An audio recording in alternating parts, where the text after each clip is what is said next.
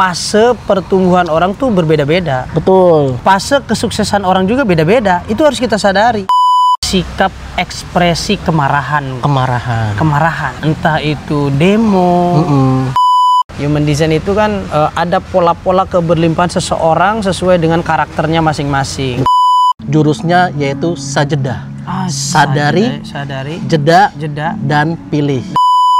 Kehendak dan keinginan. Halo, assalamualaikum warahmatullahi wabarakatuh. Berjumpa lagi dengan saya Rangga Afrian. Saya Gus Ip. Di program Keheningan, Kehendak, dan Keinginan. Oke, wah. Mau bahas apa kita kira-kira nih dengan problematika banyak banget tuh di berita-berita itu kemarin pada demo. Iya kan? Mantap. Tanggal 25 kemarin tuh banyak banget tuh di DPR pada demo. Dengan kondisi Agustus ini menurut saya banyak banget isu-isu. Dari dilarangnya bendera One Piece. Iya kan? Terus banyak banget yang orang pada, apalagi kemarin saya lihat di berita, ya ini nauzubillah min dzalik, karyawan ngebunuh bosnya. Oh, BRI itu. Iya, itu tuh Mas. BRI, itu mendengar juga itu. Apa motifnya itu? Nah, itu tuh menurut saya tuh sekarang itu akhir-akhir ini banyak banget isu-isu atau berita-berita yang menurut mungkin kita biasa temuin di TV, tapi kejadiannya sekarang sudah mulai real. Mulai real mendekat di kehidupan kita. Ih, mengerikan ya. Sebenarnya apa sih yang kalau Gus Ip lihat ini nih isu-isu ini tuh banyak itu karena efeknya dari apa sih? Oke, kalau dilihat di riset satu persatu ya, gelombangnya adalah gelombang sikap ekspresi kemarahan. Entah itu demo, entah itu seorang karyawan yang mengeksekusi atasannya sendiri, itu bentuk kemarahan yang awalnya mungkin adalah kekecewaan. Jadi kecewa yang tidak bisa diakomodir dalam dirinya sehingga menjadi rasa marah yang begitu besar mendorong dirinya untuk berbuat habisin saja lah gitu kan. Itu terkait entah dengan demo-demo yang sekarang lagi marak ini untuk membubarkan DPR, itu kemarahan. Awalnya kekecewaan. Kemudian muncullah rasa marah. Nah, marah itu diekspresikan dengan berbagai macam bentuk. Ada orang marah ekspresinya diam.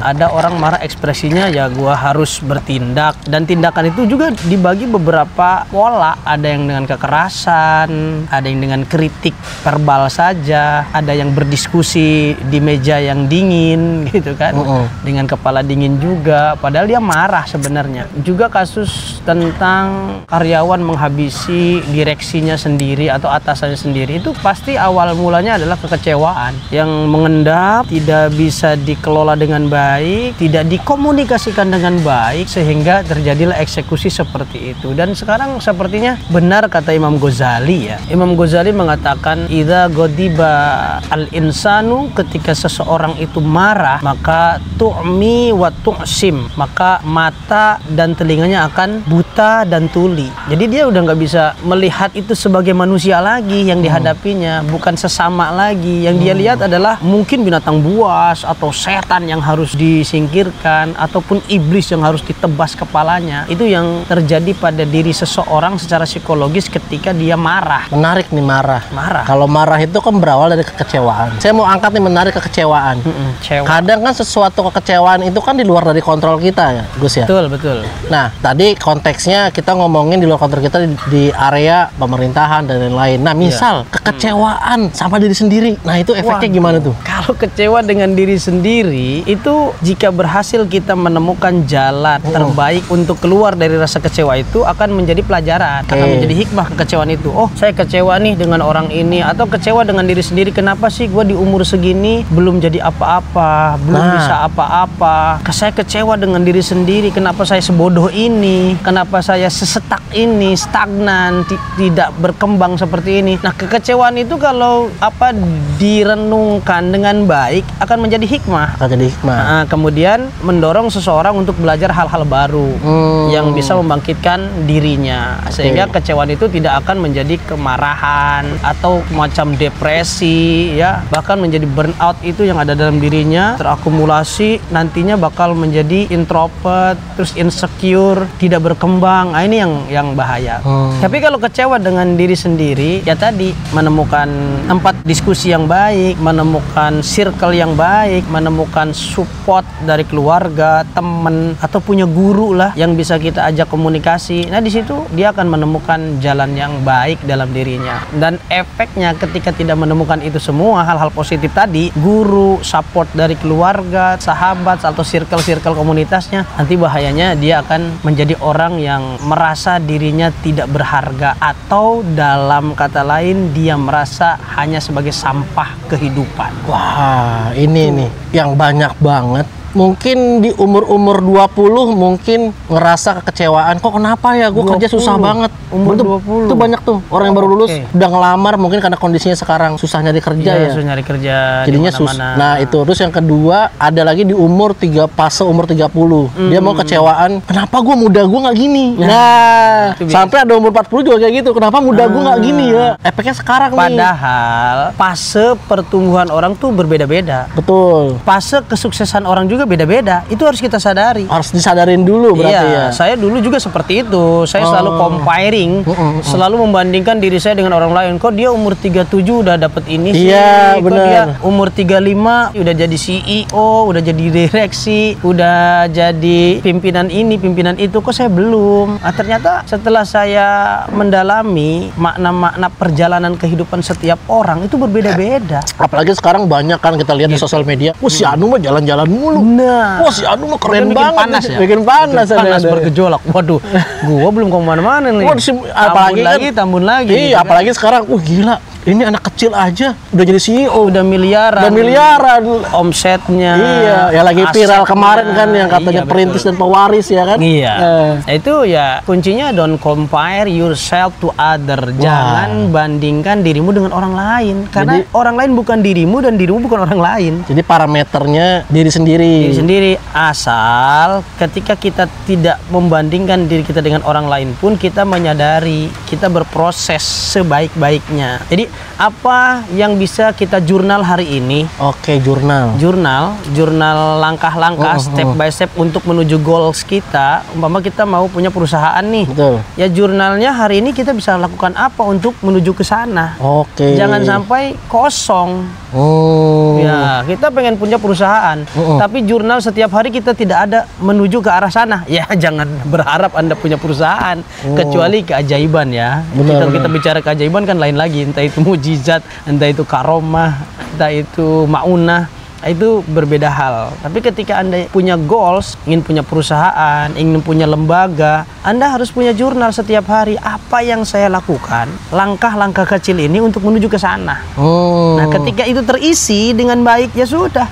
Anda tidak usah berpikir bahwa ini bakal nyampe nggak, ya nggak usah. Lakukan saja yang terbaik hari itu, ya, hari itu juga. Maka Allah akan mengakomodir segala niat dan usaha kita, dan dibarengi dengan doa-doa dan harapan kita kepadanya, gitu ya. Jadi orang kebanyakan membandingkan hidupnya dengan orang lain, jadinya puyeng. Padahal jangankan dengan orang lain ya, kita dengan satu keluarga saja berbeda nasib kita. Oh iya tuh, banyak kasus yang saya dengar nih ceritanya gini. Punya paradigma punya kondisi, misalnya dia 4 bersaudara. Kondisinya si orang ini dia menjadi seorang yang paling sukses lah. Oke. Tapi efeknya malah di keluarga. Oke. Itu dia jadi kayak diiriin sama keluarganya. Misal minta duit nggak dikasih. Lu kan udah punya pelit banget kayak gitu. Nah, itu gimana tuh? Kita posisi kayak gitu dan kita ngeresponnya harus gimana? Kita umpama 4 bersaudara dalam satu keluarga ya. Anak yang ketiga atau anak yang pertama dia lebih beruntung lah secara finansial ya. Betul. Nah, maka akan menjadi sorotan tuh bagi saudara-saudara yang lain, dan akan menjadi tumpuan, biasanya menjadi andalan. Iya, benar. Saudaranya yang lain lagi kekurangan nih. Betul. Terus dia ya sekedar minjem nih, atau ya minta tapi ya masih di batas normal lah. Sementara dia sendiri yang dipandang finansialnya itu cukup, dia punya plot-plot ekonomi, punya plot-plot pembiayaan yang sudah dia kotak-kotakan ya. Nah, ketika tidak diberi, itu biasanya marah. Bener. Pelit banget sih lu. Padahal kita nggak tahu kondisi kita kan. Itu yang dilihat kan oleh mereka adalah Lu kan kesuksesan segala dia macam. tidak melihat resiko-resiko. Iya. Kan ada risk, ada rich. Ya. Ada kekayaan, ada resiko. Benar-benar. Gitu. Kalau saya crazy-nya doang, risknya belum nih. Yang penting ada padannya dulu lah. Iya. Crazy-nya ntar sambungin risk. Iya, baru crazy sih dapat, risknya belum. Jadi gitu. Betul. Pemberian pertama adalah pertolongan. Pemberian kedua adalah ketergantungan. Pemberian ketiga adalah kejahatan. Nah, pemberian keempat adalah harapan-harapan yang akan membuat orang atau saudara kita sendiri itu akan mulai menjudge diri kita, entah itu dengan label pelit, entah itu labelnya sombong, itu macam-macam. Karena mentalitasnya mungkin mentalitas bukan memahami tapi menggantungkan diri. Gitu. Nah, kalau kondisinya kita sebagai mungkin salah satu orang yang belum beruntung seperti saudara kita gitu. Gimana ngeresponnya kita tuh? Merespon kita nih posisinya nggak beruntung nih. Iya, nggak kayak adik kita atau kakak kita lah gitu. Kita bersyukur aja. Bersyukur. Tanya kabar, kemudian komunikasi dengan baik. Toh rezeki itu tidak harus diminta, nanti akan mengalir sendiri. Jangan malah iri ya. Jangan malah iri. Kadang-kadang iri. Dan orang yang kurang beruntung biasanya ya, orang yang kurang beruntung secara ekonomi biasanya ngiriin atau benci sama orang-orang yang punya duit. Nah, iya tuh. Sombong ya. Orang yang punya duit tuh orangnya angku-angku ya. Iya, itu sebenarnya mentality yang itu harus dihapus. Itu keyakinan yang salah itu. Itu keyakinan salah. Nanti dia malah akan terpuruk terus. Karena dia benci kekayaan, benci orang kaya, benci keberlimpahan. Ya udah dia stuck di situ. Padahal ketika kita melihat orang kaya, ya kita harus, masya Allah, alhamdulillah ya dia bisa kaya, gitu. Kita ikut bersyukur aja, nggak apa-apa. Oh, tetangga saya kok bisa seberlimpah seperti itu, alhamdulillah.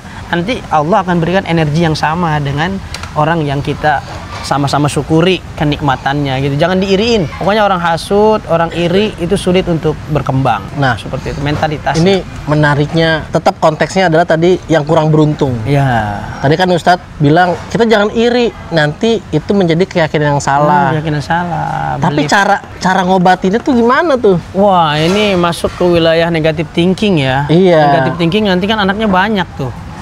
Dari negative thinking satu menjadi hasut, menjadi iri, menjadi marah, menjadi benci, menjadi dendam. Dalam bahasa Islamnya idmarul adawah, menyimpan permusuhan. Wah, itu Cold War ya, perang dingin gitu kan. Walaupun tidak perang secara verbal, tidak perang secara status, tapi hatinya selalu mendoakan supaya saudaranya ini bangkrut, supaya saudara ini terpuruk, buat tunggu saatnya dia terpuruk. Nah, cara untuk mengatasi hal seperti itu ya kita sadari dari awal. Sadari ini dulu. akidah ya, bahwa Tuhan atau Allah itu memberikan rizki kepada manusia itu dengan kadar yang berbeda-beda. Itu harus kita sadari. Tidak bisa kita iri dengan rezeki orang lain. Dan setiap orang itu diberikan keberlimpahan sebenarnya. Mungkin tidak ketemu saja jalannya sehingga dia tersesat di jalan hidupnya sendiri. Nah, kemarin kan kita sudah bicara tentang human design ya. Iya. Human design itu kan ada pola-pola keberlimpahan seseorang sesuai dengan karakternya masing-masing. Nah, kalau kita terjebak di karakter yang lain, ya kita akan terkunci di keberlimpahan kita. Ya ibaratnya modul mobil yang diciptakan atau dibuat diproduksi untuk di kota, malah kita off-road ke kampung-kampung kan rusak. Senyaman apapun ya mobil itu, senyaman apapun, tapi kalau tidak peruntukannya akan rusak juga. Begitupun manusia. Kalau kita diperuntukkan untuk di daerah seni, kemudian daerahnya analitik, kita punya karakter di daerah-daerah itu, terus kita terjebak di kotak yang lain, ya kita akan terkunci, akan rusak. Kayak kemarin saya dengerin podcast Raditya Dika. Dia tuh ngomong gini, gua tuh sebenarnya gua ngelakuin ini tuh, gua ngelakuin dengan cara main-main, ngerasa dia main-main, tapi menghasilkan. Main-mainnya dia itu sudah di kotaknya dia. Iya, dia ngerasa tuh dia kayak stand up. Gue tuh stand up itu main-main. Seperti gue main-main dan refleksi diri gua. Jadinya tapi kalau alhamdulillah dibayar. Iya. Terus curhatan dia dibayar. Iya. Emosi dia emosional kekecewaan dia dicurhatkan ke penonton jadi tawa dibayar gitu ya. Dan saya menariknya dari Tia Dika itu punya berpikir yang namanya selalu apa yang harus gue ubah, harus lebih baik lagi. Contoh di cerita itu dia dulu 2000 berapa ya kurang lebih di bawah 2020 itu bikin program namanya Malam Minggu Miko. Malam Minggu Miko. YouTube tuh dia tuh. Nah, di episode pertama dia itu bikin gambarnya kurang segala macam. Akhirnya dievaluasi. Apa yang harus lebih baik? Oh, besoknya nih berarti kamera gue nih harus lebih baik lagi nih cara pengambilannya segala macam. Episode 2 terus dia selalu berpikir lebih baik dan lebih baik. Nah, itu mentality itu. Makanya dia bisa sukses sampai sekarang. Bisa sampai sekarang masih muda, asetnya sudah banyak, omsetnya juga banyak. Malah dia target dia umur 40 pensiun dini. Emang perhitungan matematika finance-nya ya, dia luar biasa. Gua harus pensiun dini di umur 40 tahun sehingga per bulan saya punya income pasif sekian puluh juta gitu, sekian ratus juta gitu kan. Emang ketemu jalannya gitu kan. Nah, setiap orang yang gimana sih cara mengatasi iri kita kepada orang lain, pikiran-pikiran negatif kita kepada orang lain, sadari. Dan cari potensi diri kita. Kalau kita udah cari potensi diri kita, upgrade terus kayak tadi kan, kameranya harus gimana nih katanya, terus angle-nya gimana, dia berarti berprogres menuju satu kebaikan, menuju kebaikan lagi, terus meningkat kebaikannya menjadi yang terbaik versi dirinya. Nah, orang yang iri kan dia terjebak di pikirannya sendiri. Dia tidak mencari apa yang harus saya lakukan, dia tidak ingin grow up, tidak ingin tumbuh dengan dirinya, dia hanya berputar-putar, iri dengan rezeki orang, iri dengan kesuksesan orang. Ya, bahagia tidak dapat, keberlimpahan pun tidak akan pernah datang kepada dirinya. Maka sadari diri kita punya rezeki yang berbeda dan potensi yang berbeda. Lalu cari apa potensi kita yang bisa dikembangkan, yang nantinya akan membuahkan hasil-hasil samroh yang akan kita petik sebagai kemenangan dalam kehidupan kita. Proses itu wajar ya. Berarti memang, nah kalau saya ngerasain mungkin akhir-akhir ini dengan kondisi yang bisa dibilang seperti ini, ibaratnya kondisi bisnis segala macam, pemerintahan, dan itu banyak memunculkan yang namanya kecemasan atau biasa dibilang tuh istilahnya ada overthinking segala macam, kecemasan, kekhawatiran tentang kehidupan ini ya. Iya. Nah, itu kan apakah itu salah satu parameter kita belum mengenal diri sendiri? Iya, termasuk. Karena kenapa kita harus mengkhawatirkan sesuatu yang di luar diri kita ya? Kayak tadi kan politik, kemudian ekonomi global, itu kan bukan di dalam kendali kita. Harusnya kita ini fokus kepada apa yang bisa kita kendalikan. Kita belajar, itu kendali kita. Kita grow up, kita tumbuh dalam circle yang positif, itu kendali kita.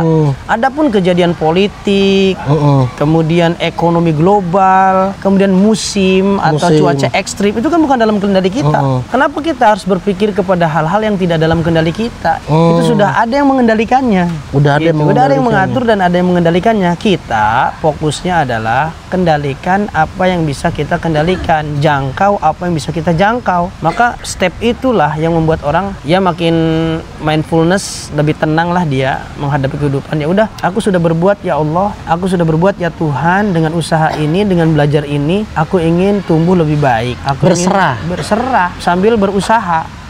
Bukan jadi, pasrah berarti ya. Bukan menyerah berarti. Berserah itu dia fight, dia berjuang secara physically, tapi hatinya nol. Bisa nggak kita lari cepat, tapi hati kita tuh seolah-olah ya udah semua sudah ada yang mengaturnya gitu. Tapi kita berjuang dengan maksimal gitu. Kalau mati-matian kan nanti mati beneran. Jadi menarik. Berarti itu, tadi overthinking itu terlalu banyak memikirkan sesuatu yang bukan dalam kendali kita. Sementara kita ini hidup diperintahkan untuk berfokus kepada apa yang ada dalam kendali kita. Ibadah, doa, memperbaiki diri, menuntut ilmu, itu kendali kita semua tuh. Bersilaturahmi, itu kendali kita. Cuaca ekstrim, politik, kemudian ekonomi global, apapun itu, whatever ya yang dikatakan orang-orang, itu adalah kendali di luar diri kita. Boleh kita ngikutin, boleh, tapi jangan dijadikan sebagai momok yang menakutkan di dalam pikiran kita gitu kan. Malah kebanyakan overthinking itu munculnya pada saat di luar kontrol tadi tuh, di luar kendali kita kan. Misal nih, kita disuruh tiba-tiba bosnya manggil, Rangga, besok ke ruangan saya ya. Lah langsung tuh overthinking tuh malamnya tuh. Overthinking ada apa ya? Ada apa ya? Oh, gue dipecat nih. Apa kerja gue dievaluasi? Atau gimana? Nah, itu kan di luar kontrol. Padahal kan sebenarnya dan mengakibatkan karena di grup sebelum tidur itu dapat WA seperti itu, akhirnya nggak bisa tidur tuh. Akhirnya nggak bisa tidur, akhirnya insomnia kita ya. Iya. Nah, caranya gimana tuh? Oke. Untuk biar lepas pada saat itu tuh akhirnya bisa tidur gitu. Ya. Ada nggak cara praktisnya? Cara praktis sih begini, shutdown pikiran kita ya. Shutdown. Kayak nap gitu, nap pikiran kita. Biar tidurnya deep, biar badannya lepas. Sambil makan, Gus. Oke, siap. Bagaimana cara singkatnya? Udah rebahan.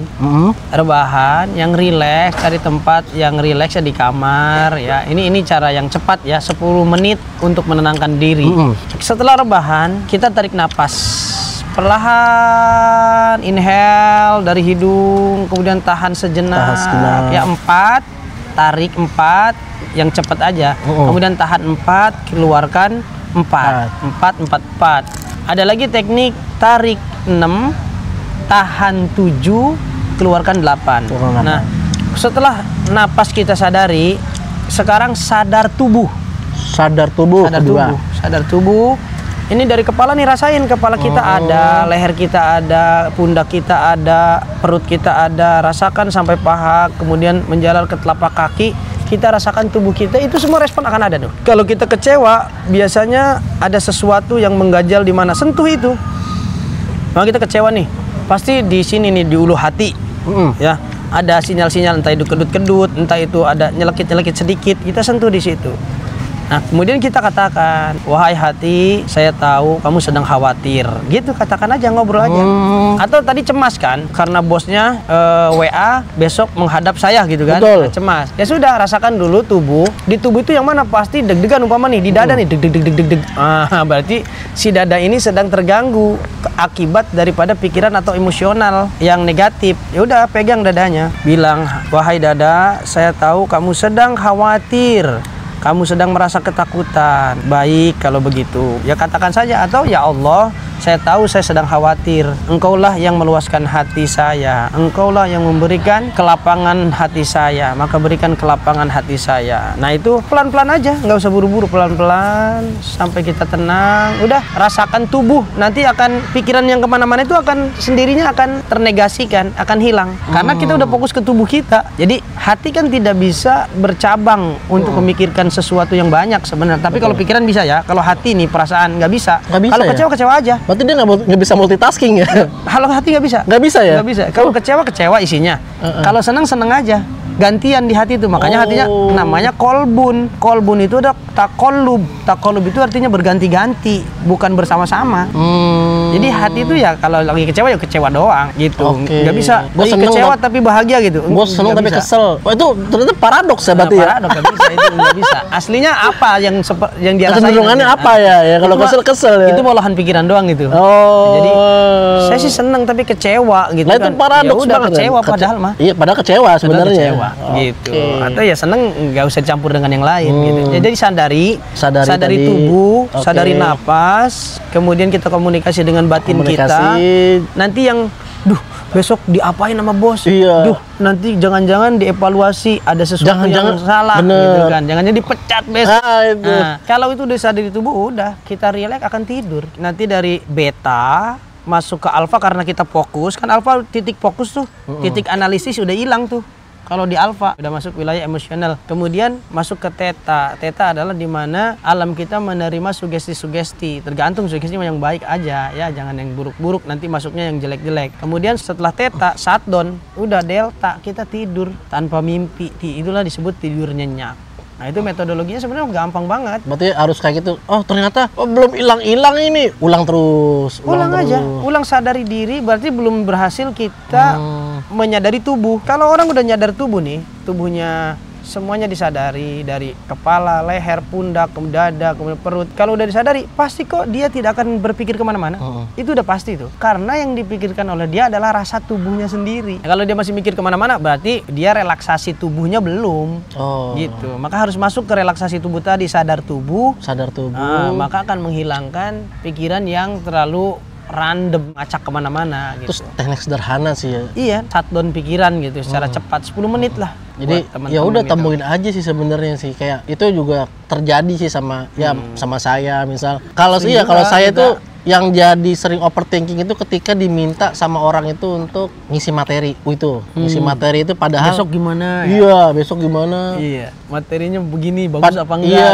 Gitu. Tapi pada saat itu saya latih, saya coba ya udahlah berserah sama Allah gitu. Udah, pasrahin aja. Penting besok improvisasi. Iya. Bawa dengan baik gitu kan. Tapi kita emang udah nyeting duluan udah nyeting. dong. Udah siapin lah. Enggak sembrono. Santai. Udah gampang kan, itu mah gampangin beda tuh ceritanya tuh. Kalau kata sudah kumangkewe lah.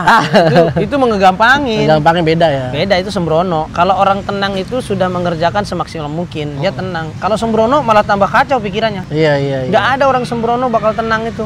Jangan terlalu fokus sama yang di luar kontrol. Nah, yang lagi rame di beberapa YouTube ada salah satu komika namanya Ebel. Okay. Dulu tuh dia memang salah satu co-hostnya Goyang Lidah di Deddy Corbuzier tuh. Dia itu tadinya kan masuk film sama Desta, sama Pras Teguh, sama Rigen. Itu di programnya Main Hakim di Trans 7. Oh iya. Si Ebel. Nah, singkat cerita, setelah dia main itu, dia dievaluasi sama manajemen. Bel, kita evaluasi ya Pras Teguh. Nah, ketika dievaluasi itu, momennya adalah mereka berdua dipecat. Jadi, kita off dulu ya kalian ya, karena ratingnya turun. Karena kan film itu kan pasti rating. Pada saat itu dia pas di podcast ada manajernya, produsernya bilang, Bel, besok kita evaluasi ya. Nah, lalu respon dia, mungkin karena tadi ya overthinking, wah kayaknya gue dipecat. Akhirnya dia mengundurkan diri lewat chat. Langsung. Diri, feeling kali ya. Iya, padahal mah sebenarnya evaluasi itu karena ada akhirnya kan klarifikasi kan, ada klarifikasi di satu podcast itu. Bisa jadi ada ucapan yang nggak boleh diucapin waktu di frame TV itu. Iya, gitu padahal Pras Teguh bilang ini tuh kita cuma mau evaluasi konsep doang. Tapi dia malah mengundurkan diri. Nah itu efeknya bisa kayak gitu tuh ya. Overthinking. Disangkanya dia jelek. Kemudian daripada gua dipecat, mendingan mengundurkan diri saja gitu kan. Akhirnya ya udah. Dia akhirnya keluar dari pekerjaan itu. Iya, dan akhirnya nyesel. Nah, makanya lagi rame banget di YouTube tuh. Ebel lagi lobby Om Deddy untuk masuk lagi.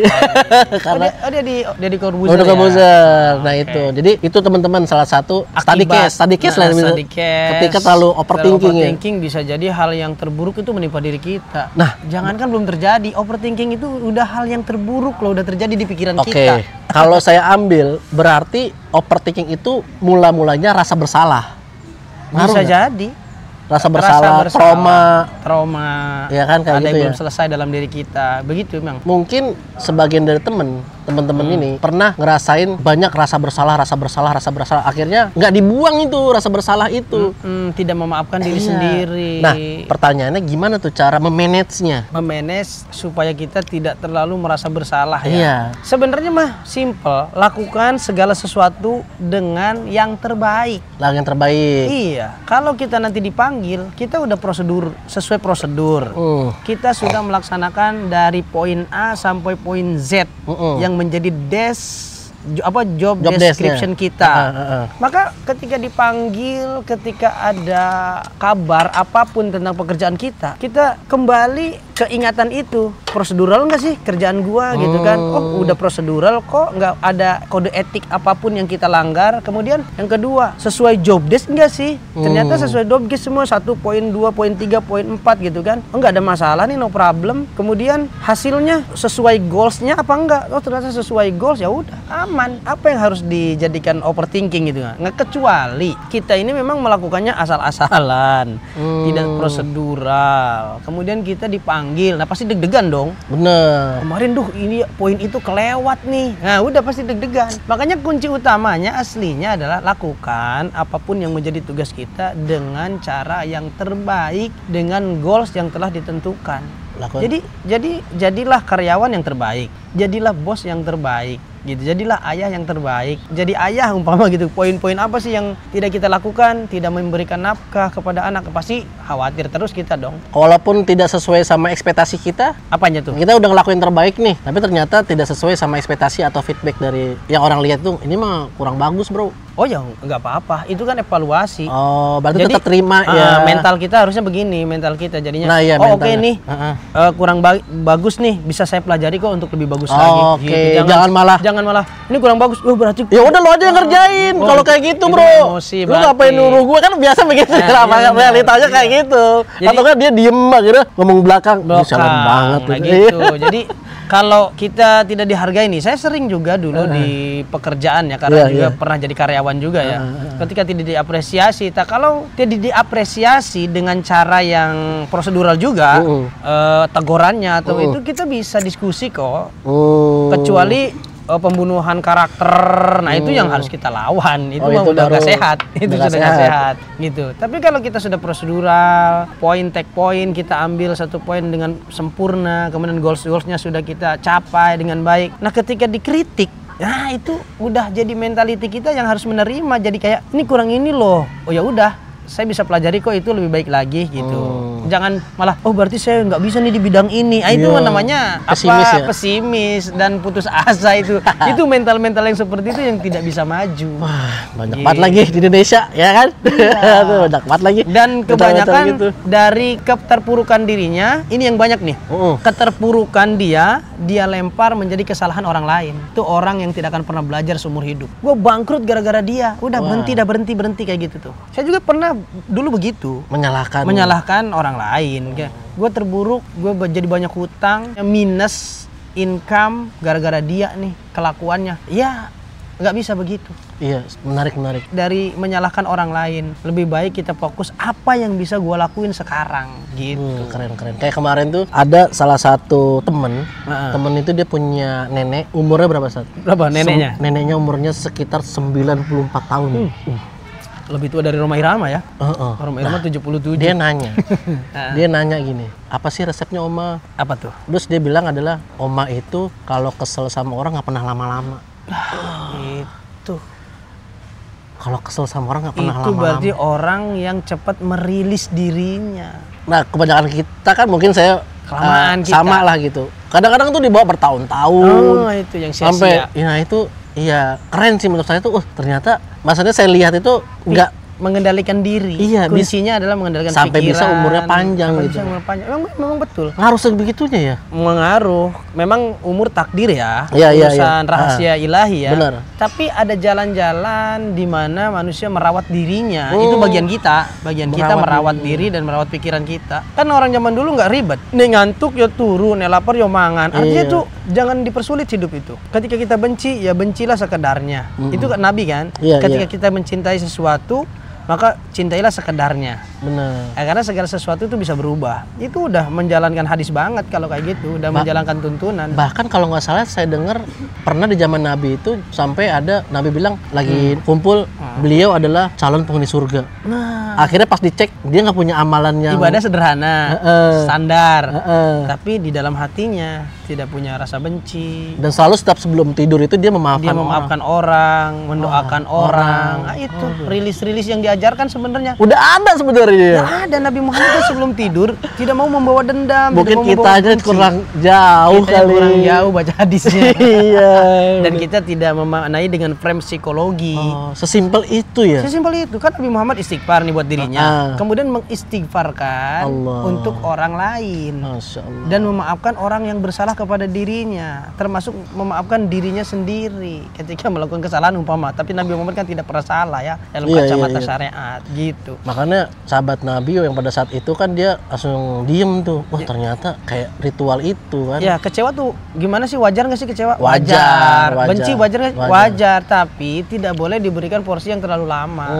Kayak sekarang Pak Rangga angkat tuh makanannya angkat. Enteng kan? Enteng. Saya minta itu 1 hari gimana? Boleh. Kalau itu diangkat 1 hari gimana? Oh, so enggak berat.